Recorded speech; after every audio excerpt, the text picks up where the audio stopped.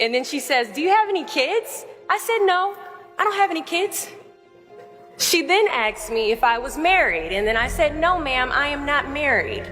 She says, how old are you? I said, 19. May I help you find something? She then says, you are the most beautiful girl I have seen. And I said, oh, thank you. And then she says, I think you could be the next Miss USA. I'm in the Army, okay? We don't do pageants in the Army.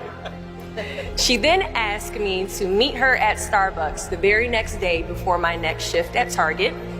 And apparently I was a pretty open-minded 19-year-old because I actually agreed to meet her the very next day. The next day she brought this foot-tall stack of pageant books and proceeds to convince me to enter into a state pageant. So 3 months later, I compete in my first pageant and I lose. I go back the second year, compete in the state pageant. I lose. Go back the third year, compete in the state pageant and lose. Go back the fourth year, compete in the same pageant and lose. I go back the fifth year, y'all. Compete in the state pageant and lose. But guess what? I go back the sixth year. Guess what happens? I lose. I called her on the phone and said, you told me I could be the next Miss USA. And she says, Deshauna, keep working, don't quit, keep going back. And in June of 2015, she passes away from leukemia. 6 months later, in December 2015, I win Miss District of Columbia, USA. And 6 months after that, in June of 2016, I become the first soldier to win Miss USA.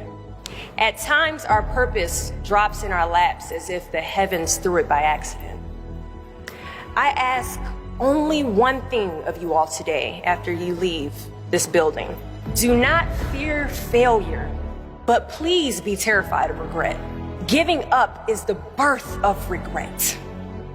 After you walk out this door, you will receive 100 doors shut, slam in your face. You will have 100 moments that will be filled with someone telling you no, or telling you, thank you for your application, but we regret to inform you that we've chosen a different candidate for this job. You will sit in 100 different interviews and you will not get the job. The reality of life is that we will all hear more no's than we hear yeses. And we will fail a lot, and I mean a whole lot. But what I ask of you today is to not take no for an answer. Don't be afraid of no's. Be afraid of the possibility of a yes that you have prematurely destroyed because you decided to quit before the clock strikes 12. I love a good no.